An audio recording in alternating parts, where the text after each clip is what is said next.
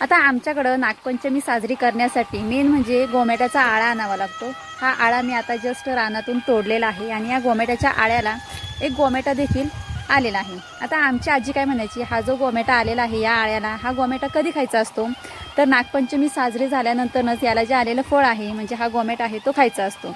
आता हा गोमेट्याचा आळा नागोबाच्या चारी बाजूनी गुंडळायचा आणि मगच नागोबाची पूजा करायची। लहाव्यांचा, दुधाचा, गुळाचा असा मिक्स प्रसाद करून नागोबाला व्हायचा आणि मग आपण हा गोमेटा खायचा।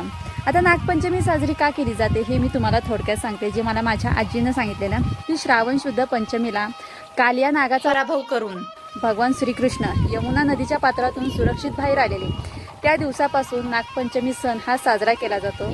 आणि शिवाय साप हा शेतकऱ्याचा मित्र आहे।